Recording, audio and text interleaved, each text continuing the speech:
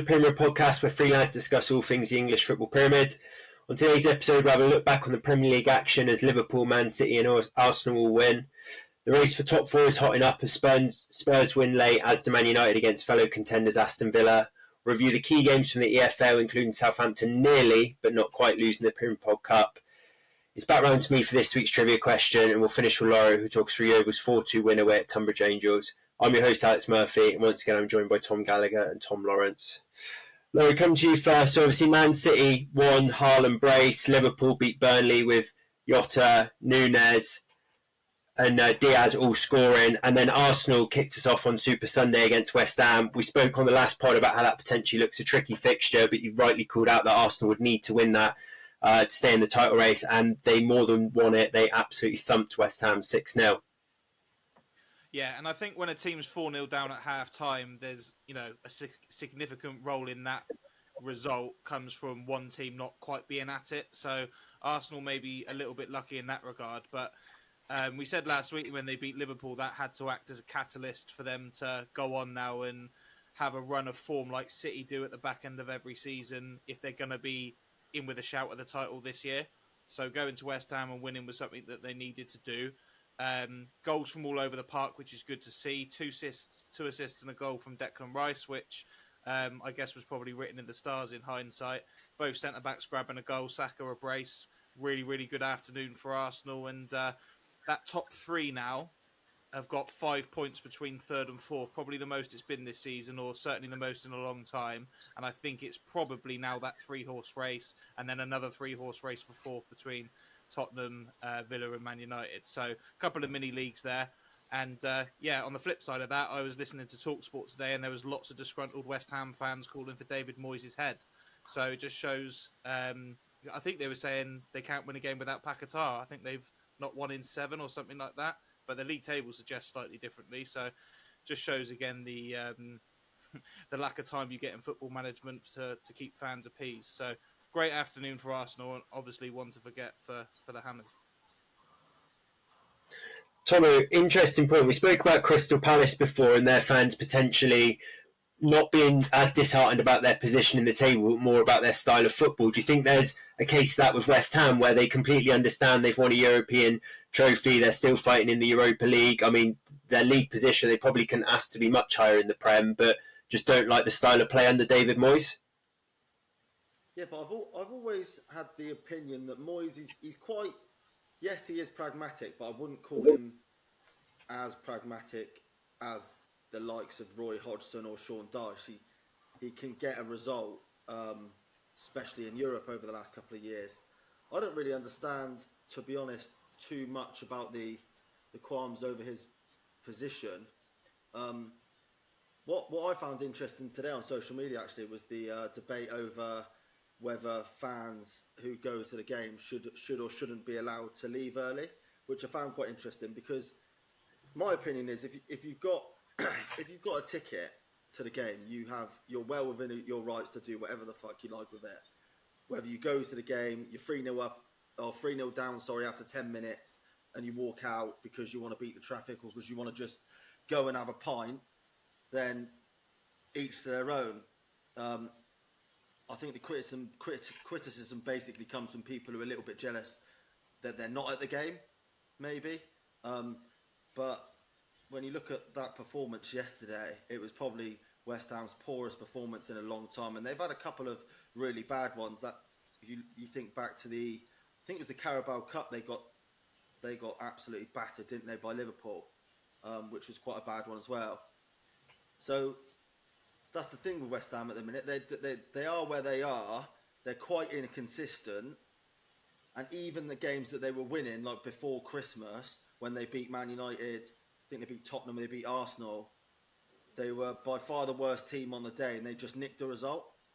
And sometimes that can catch up on you, and then all of a sudden you're the worst team on a day and you get spun 6-0. And then the criticism becomes really heavy. So I don't know.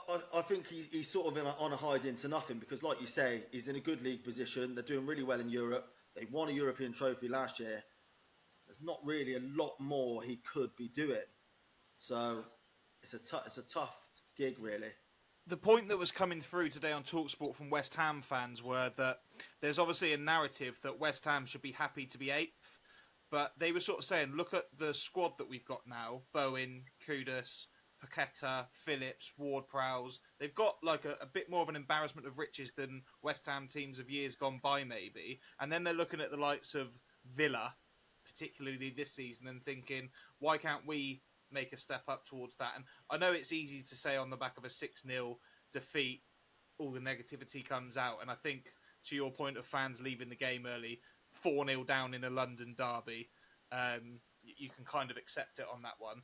But yeah, one of the fans on TalkSport said, look, we're not Rotherham. Why are we being judged as if we're a relegation battling team then we should be happy to be in the top half?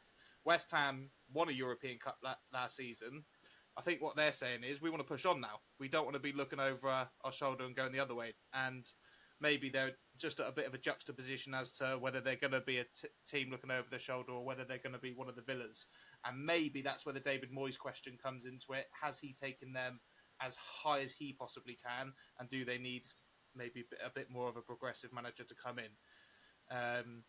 That same fan did follow it up with the suggestion of Gary O'Neill coming in. So 6-1 have the dozen on that one, and we'll see where we go. But big shout out, I think, O'Neill for West Ham. Yeah, that's a massive moment in time, isn't it? Obviously, he's done well at Bournemouth and really well at Wolves this year. But if you look at the managers on the sidelines, you look at the Graham Potter and Steve Coopers of this world. You could, especially Graham Potter, you could see he would come in and fit perfectly at West Ham, and he would provide that forward-thinking, progressive style of play that I guess the West Ham fans are.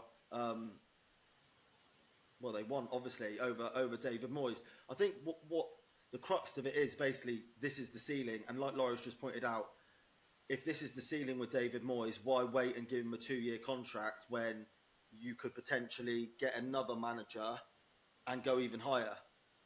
So it's a tough one, but I'd probably agree that with maybe the West Ham fans in the sense of maybe Moyes has done a great job there. Thank you for your time, but let's get a Graham Potter in or someone like that to move it forward. I think with the West Ham side as well is that maybe a couple of years ago you'd have been like they're a bit more suited to that Moyes style of play, sort of Antonio being a bit of a bulldozer, Souček scoring from set pieces. But in that Paqueta, Bowen, Kudus, Ward-Prowse sort of side, they've got decent players now, haven't they, as well, like actual footballers who could potentially implement a more progressive style of play. I do get a little bit caught up in what does that actually mean. I think John Terry said, doesn't he, that every chairman asked for that, albeit that was in slightly lower divisions. But I think they've got the players now to actually be a front foot team. You've seen how, as I say, name those names again, Kudus, Paqueta, Bowen, how they can play. So yeah, maybe it is the right time for David Moyes. I just think still in the Europa League, still in a chance of qualifying to Europa League next year, won the European Cup last year, it would be really, really harsh on him. But maybe rather than let it sort of bleed out and then end up leaving in a really sorry state of affairs where he's getting sacked, it's almost could be like an amicable handover to somebody else and you've done an amazing job and go out on a high rather than how most managers seem to go out on quite a low. Yeah, and the least shock of the century would be they bring in like a Graham Potter or someone of that ilk and they struggle to make that transition from a mid-table functional side and efficient side, and then they drop down the table, and then in 18 months they have to bring Moyes back in because that's what they did with Pellegrini. So it's not as easy as just getting a flashy manager, getting a couple of good players, and then turning your whole philosophy around. It takes time, but I guess as fans, you like hope is a big thing, isn't it? And you're hopeful that your team can be better every season, and maybe, like I said before, this is just the ceiling at West Ham. Not to say that David Moyes hasn't done a brilliant job, because he has, but maybe this is just the ceiling, and so maybe it is the right time for all parties to move on and have a new challenge, etc. And he hasn't won a football game this year. And we are in mid-February now. So sometimes as like a neutral, that can bypass you. But as a West Ham fan, you'll be pretty fed up if you haven't won a game since the end of December. And quite a lot of them were saying, look, he's just got caught out. Paqueta's got injured and it's coincided with us not being able to release anyone into goal scoring positions and like calling them one trick ponies and stuff like that. So, 6 weeks is a pretty significant period of time not to win a football match.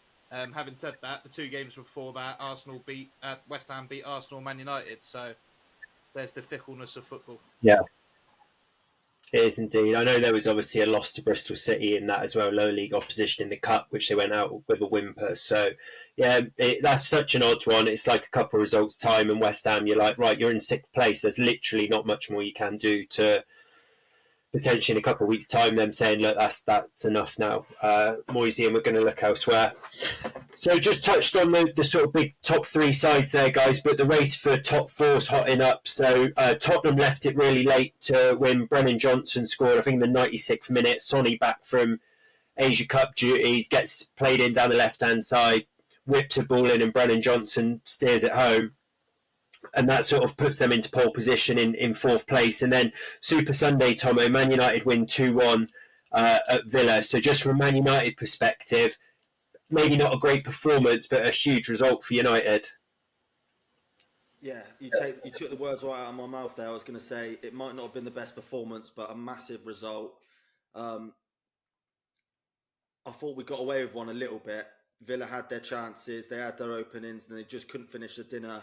Arguably, Andre Onana's strongest performance at United, even though there weren't any like world-class saves in there, but there was obviously good saves in there, no blunders, which is all you can ask for. Probably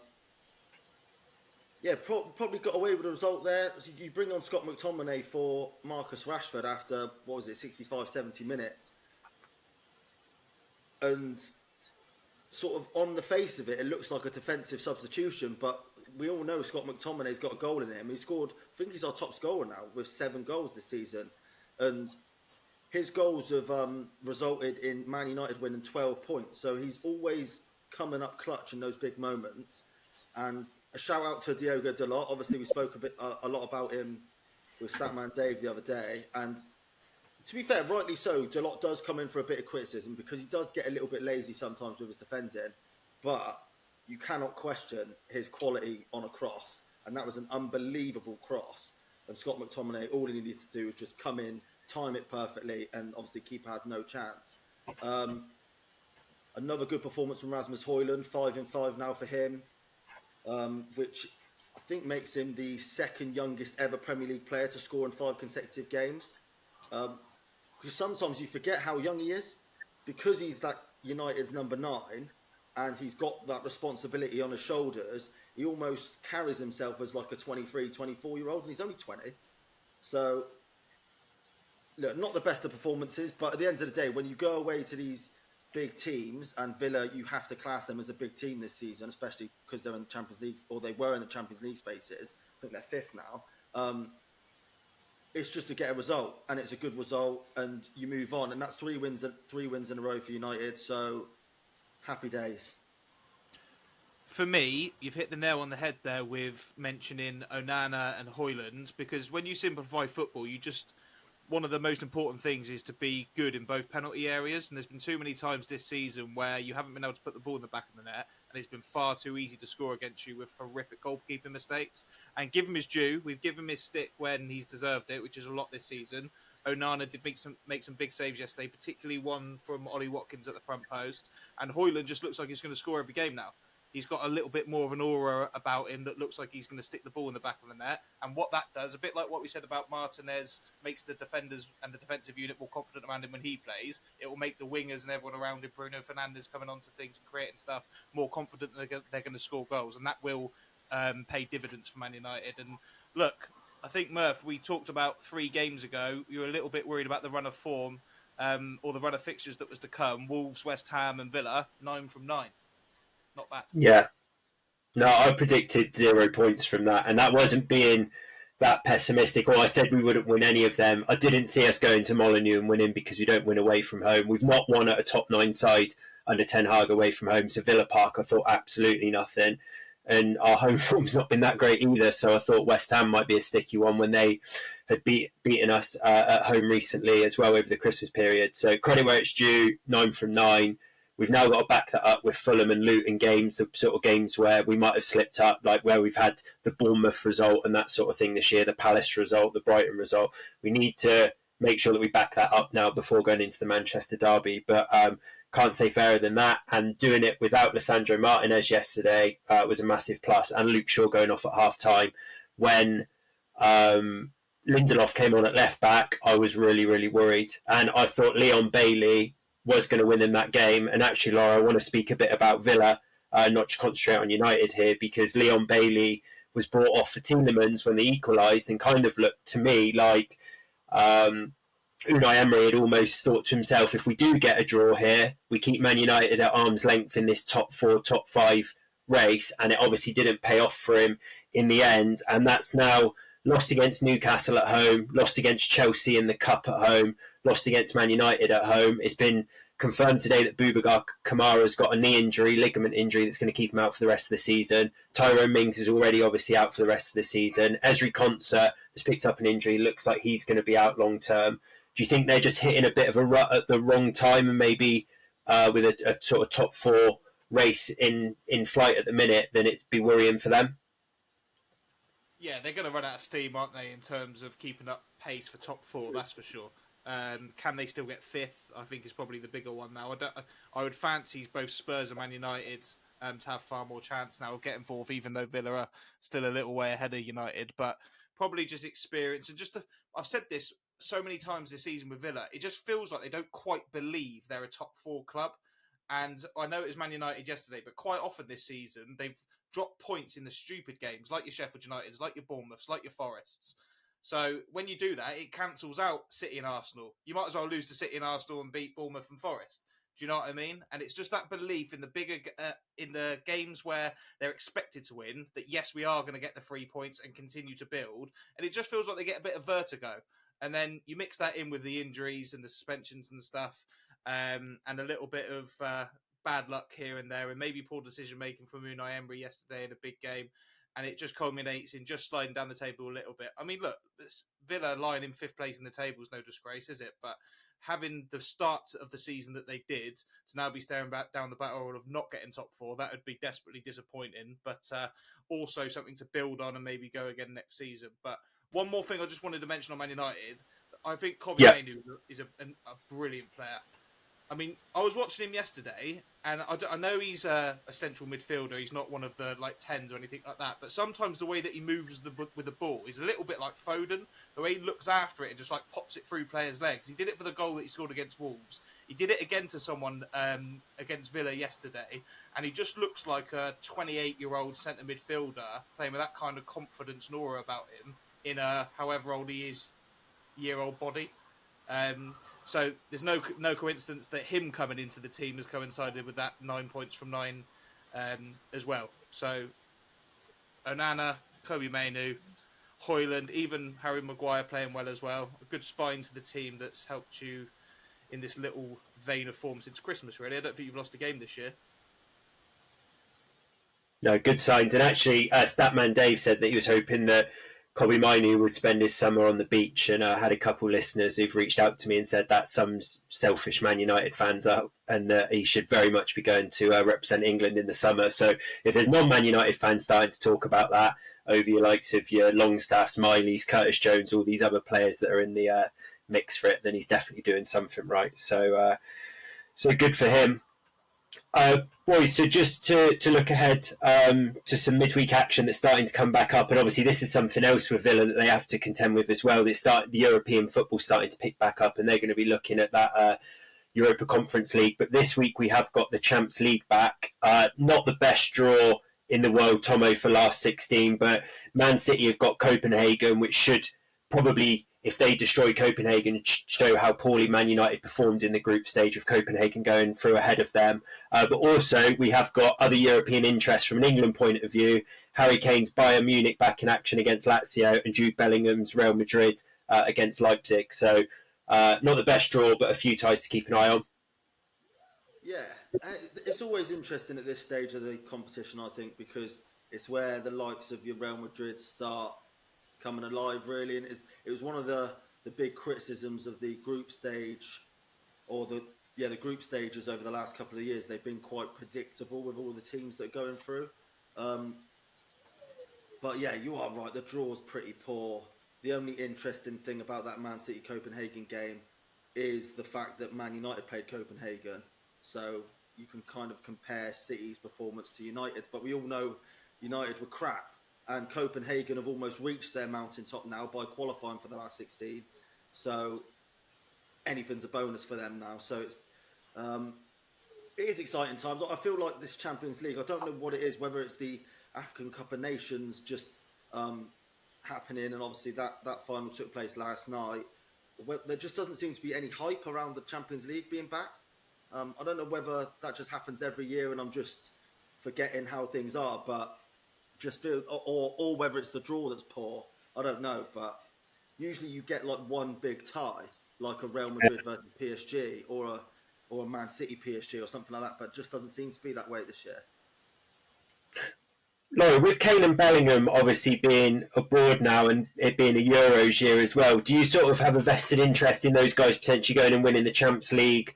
Obviously, hopefully going to win their domestic trophies, albeit Leverkusen beat Bayern at the weekend. But doing that sort of Euros UCL double would be amazing for an English player, wouldn't it? Yeah, it would be amazing for them. My vested interest in Kane and Bellingham is making sure neither of them get injured. So if that means they're sitting out the Champions League final, I couldn't care less. They're the two most important players in the country, aren't they? And they don't even play it. So very hard to keep proper tabs on them. And hopefully Kane isn't too disappointed at the end of the season that he's the first player to go to Bayern Munich and not win the league in about 100 years. And he'll be fit and firing for the Euros. Same with Bellingham. Obviously, he's having an amazing season for Real Madrid. I'll be honest, I couldn't care less what they do, really, other than just don't get injured and be ready to play on the 16th of June. Against Serbia or whoever it is we've got on the opener.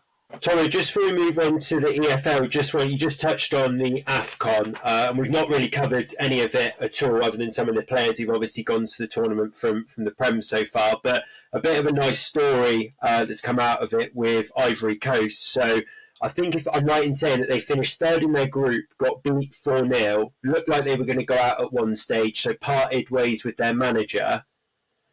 They've then asked to have an old manager back on loan, which got blocked, so gave their assistant manager to step up. And then they've had some jeopardy through the knockout stages, but accumulated in a final yesterday against Nigeria. And then a player who's had a bit of a tricky couple of years, or tough couple of years, scoring the winner for Ivory Coast in front of the home fans.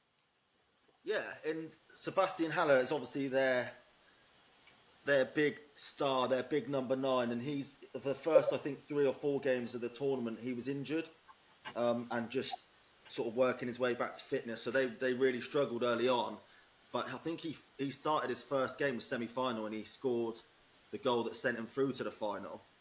And then obviously last night he scored a really good goal to win him the tournament. And it's quite, like you say, a nice story. He got diagnosed with testicular cancer in 2022, beat it because he caught it nice and early, came back last year for Dortmund, and obviously he's been playing quite well and well enough to get into the squad. And we cast a sort of a glance tonight as English fans over here, just because we're keeping an eye, I guess, on the Premier League stars over there, etc. See if they're not getting injured, or selfishly, if you've got like Andre Onana there, you might want him back, or you want him to stay. Depends on which way you are as a United fan. But it was nice to see. I watched the both semi-finals and the final, and it's always a good story, I think, when a host nation wins the tournament, because it just brings out like the celebrations, the jubilation, and all of that. And there was some really nice scenes in Ivory Coast last night that I posted on Twitter today. So yeah, well done, Sebastian Haller. And well done, Ivory Coast. You can always count on the African football fans, can't you, to create that kind of amphitheatre of vibrance. Whenever they come to the World Cup, all their fans are like a story of colour and dancing and music, and it's really, really good. And I'm pleased for them that they've got this brilliant story with Seb Haller scoring the winning goal for Ivory Coast. Did you just say the manager got sacked halfway through the tournament? Yeah. Yeah. Well, that just sums it up, doesn't it? that competition is just chaos. I think I'm right in saying that the quarterfinals this year, the final 8, were a completely different cast to the last time. How brilliant is that? Yeah. And to see a team that has sacked their manager with a goal-scoring hero that's got that kind of cancer comeback story as well is just fantastic. And I must admit, I only turned it on for the final 30 seconds of stoppage time last night. But yeah, seeing all the fans dressed in orange, dancing around and enjoying themselves, I think brilliant advert again for the African Cup of Nations, and a competition that does deserve an awful lot more respect, not just from players and managers in England, even questioning whether they should go or not, but probably like coverage from normal football fans like us. Maybe next time I'll watch every game and get stuck right into it because it seems good fun. Yeah, actually, that's a good point you make there. Sebastian Haller, I posted a quote of his from 2022, or maybe 2021 it was, and a journalist asked him in the build-up to AFCON whether he would prefer to stay with his club. I think his club at the time would have been, might have been West Ham. Or Dortmund, yeah. Yeah, or Dortmund, and or would you prefer to stay with your club, or do you want to go to AFCON? And he just turned around and said, "You would never, like, the disrespect you're showing African football there. You would never ever ask that question of a European player, albeit you don't have to ask that question to them because obviously they play their tournaments in the off season in the summer. But it is right. We do sort of view the AFCON as a bit of an annoyance with our Premier League eyes, with our Premier League sort of bias towards it. Because I mean, if you're Tottenham, you had Bissouma out, Sonny in the Asian Cup, Sarr as well. So there's 3 of your best players, and it almost like Tottenham fans will be thinking, "Oh, I just want them back." And the reality is, those players are going to win a tournament for their country that will. It's like one of their biggest career goals. So, look, it was a really good tournament, and like you say, with all the shocks, all the surprises, all the storylines, all the memes, just it's always got that nutty edge to it, I think. And obviously, it sums up with Ivory Coast winning it, having sacked their manager after 3 games. So. I was trying to think of that in a Euro sense. So I think this could actually happen in this tournament because I think there are some third place teams in the groups who can go through. So it's the equivalent of England finishing third in their group, it looking like they won't qualify as one of the best sort of third place teams. So sacking Gareth Southgate, then going through and winning the tournament, and Steve Holland lifting the Euros, which is just absolute nuts and mayhem. But yeah, I mean, I'd love to see it. You've just called it nuts and the Africans have a nutty edge, but I would argue that whoever made that decision is maybe masterstroke. Yeah, struck whilst the iron's hot and brought in a winner. And I will say it's nice to see Ivory Coast back in the glory, because sort of growing up, maybe like in the 2000s stuff, obviously synonymous with like Drogba and Yaya Toure, not really been one of the bigger forces in recent years. So for them to pop up and win the tournament, fantastic, and to do it with so many storylines surrounding them, excellent, lovely to see. And then just one final mention as well for the Asia Cup as well. Qatar won that, and the guy who played in the final scored a hat-trick of penalties in the final as they won 3-1. So yeah, just a shout out for the tournament as well. Qatar won it, yeah. Wow. I wouldn't have said that following watching some of those teams in the. How did South Korea do?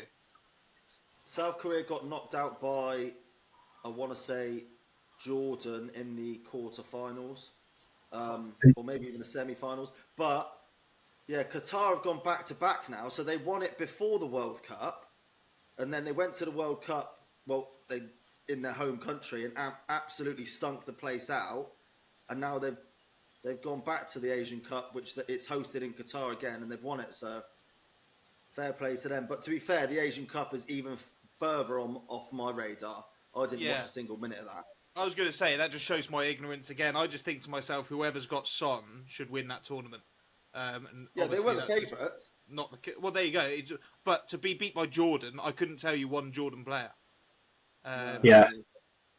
Maybe I should. Well, the semi-final, Jordan beat South Korea 2-0, and then Qatar won 3-2 against Iran. And I think England have played Iran in a recent competition, haven't we, in the group stages? Yeah, we smashed them 6-0, didn't we? Oh, was it Yeah. 6-2? Oh, yeah, they did score. Yeah, they did score. England, Yeah, I think it's the striker who's I think at Porto scored a couple goals I think against us. But yeah, so well done to Ivory Coast and to Qatar, obviously on winning major tournaments, and let's hope England can join them in that in the summer. Move on to the EFL guys. Leicester won 2-1 at Watford, getting a bit like Man City as we've touched on, so don't need to go into too much detail, although I did see Emmanuel Dennis back on the score sheet for Watford, which is a nice touch because he had a couple of good years for Watford a couple of years ago and back with them now from Turkey. Tomo, we were in the group chat. We really thought the Premier Pod Cup was leaving Southampton, didn't we? I think Huddersfield 2-0 up, 3-2 up, but Southampton are kind of a bit inevitable at the minute. Yeah, I think that was their 24th game unbeaten, if I'm not mistaken, if you're going to correct me. But yeah, and look, first time in a long time that cup's been in jeopardy. Russell Martin come out, didn't he, and said that he was really impressed with Huddersfield's first half performance, but it just turned on that Joe Rothwell volley. And I urge anyone who hasn't seen that volley to go on social media, to go on Sky Sports app or BBC and look for it. It's just one of the volleys of the season. It's just couldn't have hit it any sweeter, and it just rifled into the top bins. And then a couple minutes later, or maybe even a minute later, David Brooks played this absolutely world-class through ball into Joe Rothwell, who finished well, and then it was 2-2 game on. And you thought there was only going to be one winner. But then Huddersfield went down the other end and got a lucky deflected goal. That Gavin Bazunu in Southampton's goal, I'm not 100% convinced about him. I think the first goal that he let in from Sorba, is it Sorba Thomas, the Welsh guy? I remember him from for basically saying in the World Cup that they have nothing to fear going in against England, and then we battered them. But apart from that, he scored a good goal on the weekend against Southampton. But I thought Gavin Bazunu probably should have done better. Probably maybe a little bit harsh on me, but he probably should have done better with a third one as well. But then, look, Southampton, when you got the likes of Fraser on the pitch, I think David Brooks didn't even start. He was brought on, and then you got Sekou Mara, who he doesn't really start very often, but when he played in the Prem last season, I thought there was something there. And every time I watch him in the highlights, he looks like an elite first-time finisher. Like when he meets crosses first time, he just seems to hit it at the right spot, like hit it at the right angle, and it's just a perfect finish. So he's a really good backup striker to have. And yeah, look, 24 unbeaten. It's a crazy championship season, really, because look, we're going to come on to Leeds in a bit, and Laura, I'm sure you'll speak about them because they were really good as well. But Leicester won again. So it's like Leeds and Southampton are like two of the best championship sides we've seen in a long time, and they're second and third. It's just unbelievable.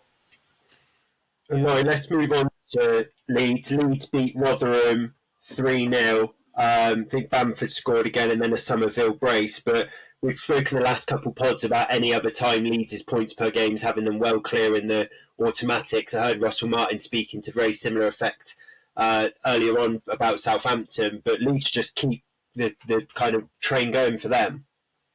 Yeah, it makes me frustrated. If you think back to the start of the season, I know it's tongue-in-cheek, but I kept saying we had to write off or just, as Daniel Farker said, because we didn't know what our pot to spend was going to be until we managed to get people out the doors, which inevitably takes until the end of the transfer window normally. If we could have just hit the ground running rather than having to take those 5-6 games off where we hardly won a game, it might have been a different story now when we might be up there. I'm not saying we'd be up with Leicester, but we might be within 5 points rather than within 12. So you're quite right when you look at the table now, Leicester, Southampton, Leeds. I don't want to be disrespectful to Ipswich, but it feels like it might open up into a little bit of a shootout between Leeds and Southampton. And it's just who's going to slip up the most between now and the end of the season. You can't really see either of them doing it that much. And to your point there, Tomo, that David Brooks didn't even start, neither did Rothwell and neither did Mara for Southampton at the weekend, and they scored 4 of the 5 goals. And we've got a friend whose dad is a Huddersfield fan. He was at the game, and he said the difference was Southampton made 3 or 4 subs, and they scored 5 goals. How do you compete with that when you're Huddersfield in the Championship? It was very similar in the FA Cup last week when Leeds played Plymouth. 1-1, we bring off embarrassment of riches off the bench, and we win 4-1. So you can see the gulf between those 3 teams and the rest of the league, and it's been evident all season. It's very hard to say anything more on it other than where does anyone slip up? And I am looking at Bristol City away for Southampton tomorrow night. And the reason I say that is because they've just come back off obviously being 2-0 down and 3-2 down at the weekend. It probably took quite a lot out of them mentally in terms of having to do that comeback. So now to go to Bristol City, who are usually okay at home, on a Tuesday night under the lights, they'll be right up for it. Does that stink of a banana skin? I hope so, but probably wishful thinking. Just before we move on, I wanted to get your opinions, boys, on the Bamford goal, because he's wheeled away there, having known he's handballed it. Well, I wouldn't call it a handball, I'd call it like an arm ball. And he's wheeled away, celebrated like he scored a legitimate goal, and even in his celebration, he's given the old elbow. What do you think? That's cheating, right? Or do you think, just get an advantage, if the referee doesn't spot it, fair play? What I think to that is, and even particularly with Patrick Bamford, there are enough occasions in the past where we haven't been given goals that were perfectly fine, that referees and VAR, particularly in the Premier League, have ruled out against us. So if you want to say it swings and roundabouts, you've got to let us have the fucking roundabouts after we've had the swings. And I always remember a certain Patrick Bamford goal against Palace in the Premier League. I think it was the first season. We ended up losing the game 4-1, but he scored to make it 2-1 to us, I think. Perfectly good goal, 2 yards onside, but because he was pointing where he wanted the ball and an inch of his arm was behind the defender, they gave it off. I've never forgiven VAR since then. I've never forgiven the world of refereeing, and I will never begrudge Patrick Bamford taking any goal. And I want to see Leeds United's centre-forward taking anything he can get. So maybe it came off his T-shirt line. Who cares? No, it's not cheating. I did think the referee was a little bit slow to react to the fact that he celebrated with the elbow, as if to say...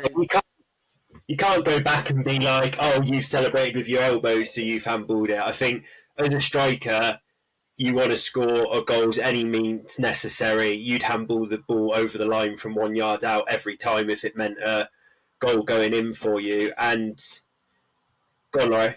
I was going to say, as the referees are always so quick to point out with their sort of ignorance towards players, when they're like, no, I'm in charge. Yeah, you're in charge. If it's handball, you call it. It's not my decision. It's not my job. I'm not. I can't tell you when it is and isn't a yellow card. If you haven't seen it, it's the referee that's cheating, if anyone. I find it more perplexing in the Premier League when someone scores with their arm. I remember Rashford scored like a second against Wolves with his hand, and I still see Prem players do it now.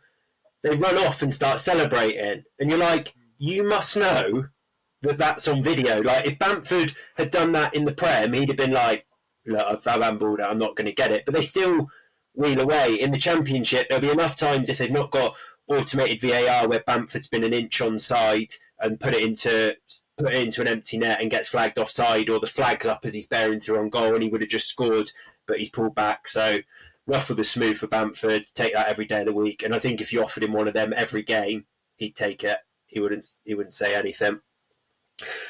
Just before we move on to the Ipswich game, Tom, because just want to get a bit on that from them. Huddersfield's next manager, as you say, Laurie, we've got a friend of the pod who is a Huddersfield fan, and it looks like Michael Duff, odds-on favourite for them, 10-11, albeit I've heard the Huddersfield owner has said that it would be relying on a manager of Huddersfield living in and around Huddersfield, and believe Michael Duff's based in the southwest of the country at the moment with his family. But just your thoughts on whether he'd be a good fit for the club. Be an excellent fit for the club. He's a manager that I rate very highly. He did fantastic at Cheltenham. Very close to getting Barnsley promoted last season. Given nowhere near enough time at Swansea, given the project and the sort of overhaul he had to try and contend with in terms of the style of play there after Russell Martin departed. And I can't imagine that it would be too much of an issue for Michael Duff to manage Huddersfield when he managed Barnsley, another team in Yorkshire, literally 12 months ago. So, yeah, I mean, if I was the Huddersfield hierarchy or decision makers now, I'd be doing everything I can to get him. I think that would be a fantastic appointment. And not only might he keep them up, he might actually progress them into becoming a top end championship team again, rather than one that's looking over their shoulders all the time. And if the worst did happen this season, they go down, they'd certainly be the best bet to come straight back up next season. Just a couple of other people in the frame for that job. So Paolo Bianco's 2-1. He's a manager in Serie B of Italy. I think it's Monza that he is the manager of. John Worthington, 6-1, Lauren? No, John Worthington? He's like a Huddersfield... I think he was like a former Huddersfield centre mid, so it wouldn't surprise. I don't know if he's assistant manager or in the coaching staff there, but he's definitely an ex-player with an affinity to Huddersfield. You normally see one of those lurking around the odds at some point, don't you? Maybe he's the caretaker at the moment. I'm not sure, but I think he had a very great spell at Yeovil as well. So up the John Worthington. Yeah. Paul Heckingbottom 6-1, Alex Neil 16-1, David Wagner to return there 16-1, John Messinio at Portsmouth 16-1. John Dale Tomlinson, who I think's recently left Blackburn, 16-1, and Mark Hughes 20-1. Bar that. So, yeah, looks like Michael Duff odds on for that. If not, a bit of a left field selection from Italy. I would heavily advise them against that. Be interesting to see what Huddersfield do there. Tomo, go back to Ipswich then. So Laurie just said, not being disrespectful, but thinks that Southampton Leeds might be a bit of a shootout now for that second automatic. We've touched on Ipswich's form and it kind of dropping off completely, but they did show a bit of resolve to get back into the game against West Brom at the weekend. Yeah, it's one of those ones. They've scored a 93rd minute equaliser, but still probably disappointed not to come away with a win, because if you look at the stats, they absolutely battered West Brom, 21 shots to 5, 65% to 35%.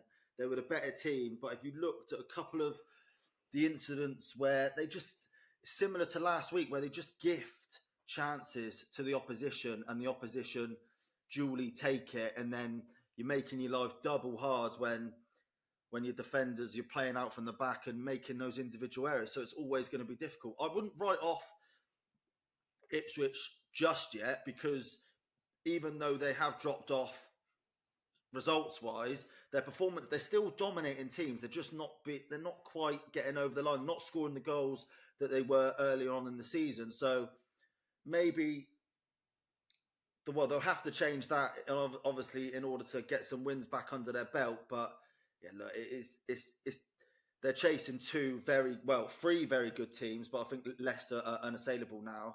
But they're chasing two very good teams in Leeds and Southampton, so it'll be very, very difficult. And it's very difficult to predict that they'll get into that second automatic spot at this moment. But I just wanted to bring up one sad incident in that game, which was Daryl Dike going down injured again. I'll admit, not someone I'd heard of too much, but that's because he's been out for the last, I think, 10, 11 months with an Achilles injury. And he's just come back, and he's only gone and done it again. He went... Achilles.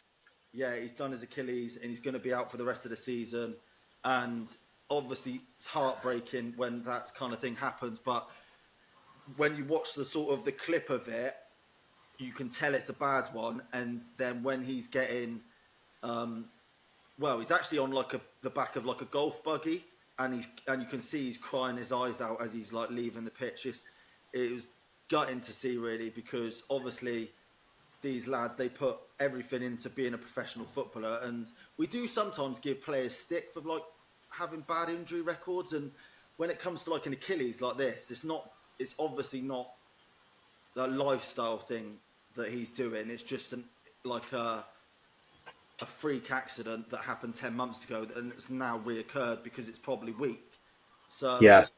And so, look, I'm gutted for him because it's happened 2 times in a row now. So heartbreaking for him. But hopefully, we wish him a speedy recovery, and hopefully he can come back next season and stay injury free. Daryl Dike. Go on. I just say, Daryl Dike, a player that you used to talk about, I'm sure, when he was at Barnsley. That's right. A couple of seasons ago, one of my favourite championship teams of years gone by was Barnsley of the, I want to say, 2021 season, 21-22. Valeri Ismail was their manager, the guy that's currently the Watford boss. Proper blood and thunder Route 1, but quite fun to watch team that were tipped to get relegated, but ended up in the playoffs that season. I think lost out to Steve Cooper's Swansea in the end. But Daryl Dike, the spearhead of that, and scored some really good goals, and that's where his kind of stock came from in English football. I think he was in the American League beforehand, and that's obviously why West Brom signed him. A very good striker, and on his day can score a lot of goals. So really, really disappointed to see him rupture his Achilles, if that's what he's done again. On the flip side of that, I've seen Tom Garrett, the West Brom fan that's on one of the other football podcasts, just simply say, had enough of DK now. So there's the two sides of the coin. West Brom fans want him out. Oh, just quickly, actually, before we move on for West Brom, because that Tom Fellows has been getting a lot of praise and a lot of talk in the media about how well he's doing. He's 20 years old, and if you watch his goal, I know it's not the best defending, but he looks like a player. 20 years old. I guess this is his big breakthrough year, and he looks like he could. Well, it looks like Premier League is in his future for sure, because he's tearing it up for them.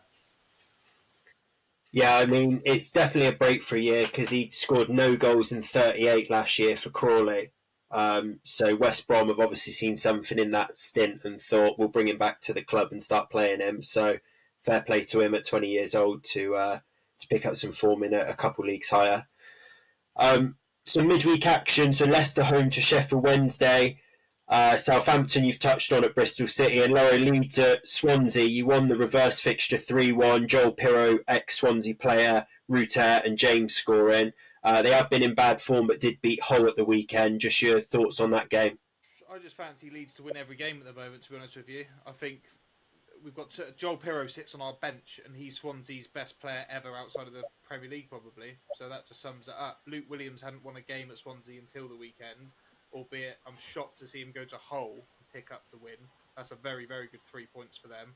But I think it would be a step too far to back that up with another 3 points against Leeds. Hopefully not famous last words. But we're very, very good. Leeds are very, very good and just a step ahead of most of the teams in the Championship. So I expect us to march on. We've won 6 in a row, unbeaten this year. Unbeaten at home all season, albeit tomorrow's at the Liberty. But it's live on Sky, not Red Button, live on Sky. So I'm looking forward to watching that in real time and hopefully seeing us put a few past the Swans. And then just the other team in the race for automatics, Ipswich, who we just touched on, they go away to Millwall, and suddenly every game looks really, really tough for Ipswich. But Millwall down towards the bottom, so hopefully they can turn their form around, Ipswich. Yeah, I watched Millwall yesterday, though, and although they lost to Coventry, he's got them going a bit. I think is it Joe Edwards, the manager there? Or something along those lines. They look a little bit handier and a little bit livelier than they did previously, that's for sure. And although their probably league position doesn't show it, that will be a difficult game. Away from home at the Den on a Tuesday night, when you're not picking up results all that often, I wouldn't be surprised if Millwall beat Ipswich tomorrow. And in that game yesterday, your man you've spoken about before, Laurie, Haji Wright grabbing a brace. Yeah, he's one of my favourite players to watch in the Championship. I don't know, I think it's like he's a bit old school as a striker. He's a little bit of like a Jimmy Floyd Hasselbank type player, but with a bit of pace and a bit of edge, knows where the goal is, and he's keeping Matt Godden and Ellis Sims out of the side at the moment. He started up front on his own with Callum O'Hare in behind.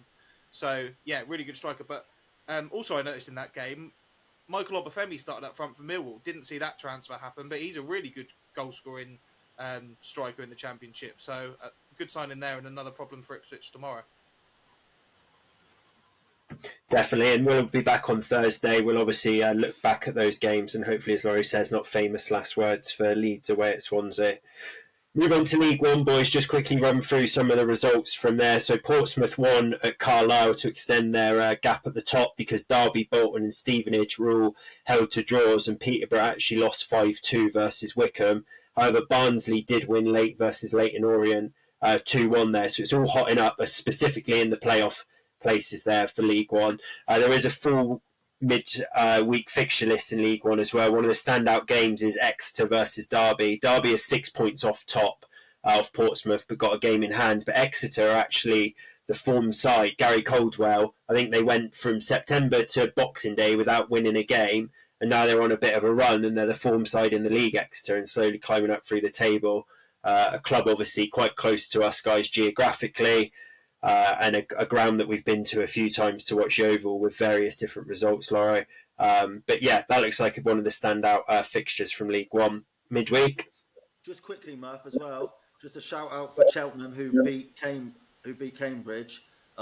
They are now only 5 points off the relegation zone, despite their terrible start. 5 points off safety, sorry, shall I say? And they've got 2 games in hand, and the next 2 fixtures: Blackpool at home, Port Vale at home. So Daryl Clark come in, done an unbelievable job, and could pull off the impossible there. So, and just keep an eye out for that, because we like to see or check their results after going, I think it was 12 games without scoring a goal. So, yeah. And the side that they're directly behind and have got coming up, Port Vale, Daryl Clark's old team that he actually got promoted to League One in the first place. And if either of those teams do catch the team in 20th place, Nathan Jones Charlton, who I think lost at Reading at the weekend. So, yeah, squeaky bum time at the bottom of League One. But I'd back Cheltenham at the minute. They seem to pull off quite a lot of results, and they've got a good young manager in Daryl Clark. So, yeah, Cheltenham leapfrogging Cheltenham would be an interesting one, wouldn't it? And if rumours are to be believed, Port Vale on the cusp of bringing Darren Moore in, sacked from Huddersfield, as their manager at Port Vale. Apparently, sorry to shock you, Laura, but yeah, he could be coming in there, so that would be massive for that relegation battle.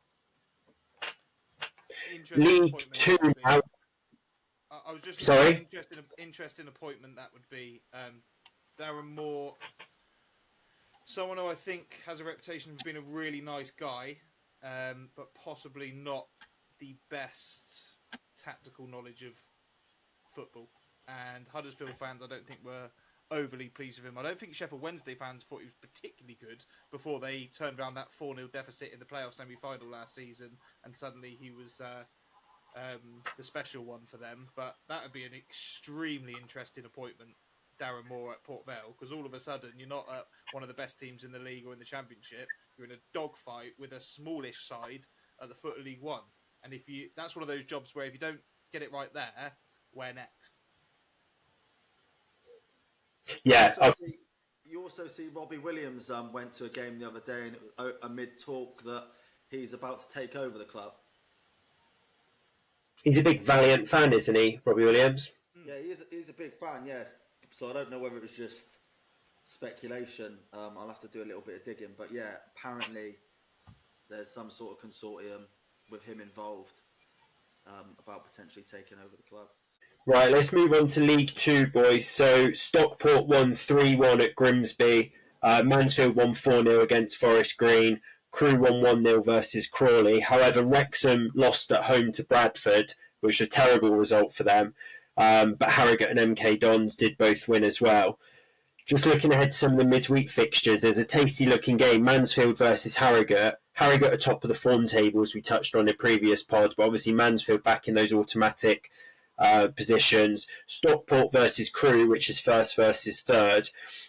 Barrow and Wrexham have both got the bottom two in Forest Green Rovers and Sutton, so they should both be looking for 3 points there. But League Two, I know we speak about every week, but it's just so hard to predict. Teams seem to win and go on little 2-3 game runs and just start to find themselves in the playoffs. Wimbledon, who I'd written off because they'd lost their striker, are now 1 point off the playoffs. I saw Gillingham beat Notts County, and they're back in amongst it, which is good for some bets that I know a few of the boys have got on. So, yeah, it's just crazy. Newport, they're 3 points off the playoffs, top of the form table in League Two. So, crazy league. But, yeah, full week, midweek fixture list for League Two as well. So, obviously, as I say, back on Thursday, and we'll have a look at some of the results from that. Just on that Wrexham defeat again, that's their third league defeat in a row. And we spoke, didn't we, a couple of weeks ago about a blip turning into a bit of a slump, which seems to be that way. But they've got 2 games in hand on Barrow and Crewe, and a game in hand on the top 2. And Laura, I think you mentioned this a couple of times. In those leagues, you do sometimes get teams that need that have got like 2 or 3 games in hand, and as a fan, I guarantee Wrexham fans are going, well, we've got 2 games in hand there, so that'll be 6 points. So you do the calculations in your head, and you go, well, we're 6 points above them in the league, so we'll be sitting in second instead of fourth. But the reality of it is, those players and that manager will probably want the points on the board rather than the games in hand, because now three defeats in a row, the pressure's piling, and the games in hand come thick and fast, and all of a sudden you absolutely have to win them, as opposed to they're a bonus. So pressure's on. And the Wrexham manager, do you think if he was to not go up, Loro, this year, they'd part ways with him? Do you think that it's a absolute must that they were to occupy one of those 3 automatics or get through the playoffs? Good question. I think it would be harsh sacking the manager of a side that have newly promoted to the league for not getting promoted at the first attempt. They're going to at least be in the... If they didn't make the playoffs, he'll be sacked. That's for sure. But if they got to the playoffs and weren't embarrassed, I think he'd probably be given, at the start of next season to show that they can go and win the league. But I think, although I know they're owned by very prestigious owners with a lot of money, they still inherited, or Phil Parkinson still inherited a National League side, and there's a lot of players still playing there that were in the conference with them. And to be talking about being disappointed at being 5th in the league in February just shows probably what a good job he's done. It doesn't always work just signing all the best players, although it obviously helps. And obviously they've had their injury problems this season. Paul Mullen's not been fit for the whole of it, this, that and the other. Having said that, I think they'll go up automatically anyway. I think they'll come second or third. Stockport will win the league, and I think Wrexham will probably... They've had their blip, then their slump. I think they'll probably go win their games in hand. And sometimes you say that the league table never lies, but it does, doesn't it? It lies every single week of the season until everyone's played everyone, because it's not a fair reflection otherwise, is it? People haven't played the same amount of teams. People quite often haven't played the same amount of games. And like Tomo just said, if Wrexham win both their games now, they're in the automatics. And I'm sure Ryan Reynolds, Rob McElhenney and all the rest of the boys up at T-Girl's second club will be more than happy with automatic promotion, which I think they'll get. From watching the documentary, Tomo, feel like he's got some credit in the bank, Parkinson, and that they would stick with him then? You agree with Loro? Yeah. And they've got that... obviously, the Hollywood owners are big on a documentary, but the guy sort of pulling the strings behind the scenes, that's Sean Harvey, who's got a really... he's got a really illustrious and long history in the English game. So it's not just 2 Americans coming in and doing what they want, etc., and just sacking a manager if he loses 3 in a row. They won't do that because they've got that Sean Harvey there, who seems like he's got a good head on his shoulders, and he seems like quite a reasonable bloke, to be honest. And obviously, it's working out so far. Albeit, Loro has made a good point that it does help when you've got the most money in the league and you can pay the most wages and you can buy the likes of Fletcher and McLean and these ex-Premier League players. So I don't want to give him too much praise, but yeah, free. But still, look, cause for concern because you've lost 3 in a row, and it's easy to then make it 4-5. So yeah, big game tomorrow. Just thinking about the question about the managers, just since we've been speaking here, obviously we've seen an unprecedented amount of kind of championship probably level players, or certainly players leagues above where Wrexham have been in the last couple of years, join the club, because it must be like there's a lot of players out there that I guarantee would rather play for Wrexham than play for Rotherham, even though they're 2 leagues below them. And is that the same for managers? And you just never know with like the manager situation and agents and how it all works and how the management team is recruited. Are there like championship-esque managers, putting their name in the hat behind the scenes, thinking I'd love to be Wrexham manager? Because you're going to have the biggest budget in League 2. You're probably going to have one of the biggest budgets in League 1, although that does occupy some big clubs as well. It's harder. It feels like if you're a good manager, it's harder to fail than it is succeed. So it'd be interesting to see what kind of names would be in the hat for that job, and what the rumours were if there was speculation about Phil Parkinson's future. Do you know what I mean? What kind of calibre of manager? Because Phil Parkinson. I think he'd been at Sunderland, Bolton, Bradford before. Well, he'd been at loads of clubs, but in recent history, those kind of big clubs before he went down to the conference in Wrexham, like never would have got him in a million years before like Ryan Reynolds and that came in. So now that they're a club at the top of League Two, what kind of name would they get there? We've already seen like Salford get Carl Robinson. So you're looking at someone probably in a league above that. I wonder.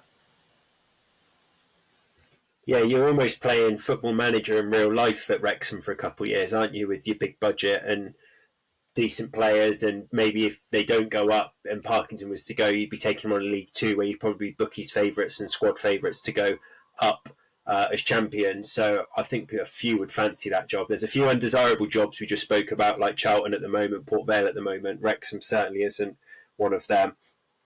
Another job not undesirable at the minute, Lawrence, is the Yeovil Town job.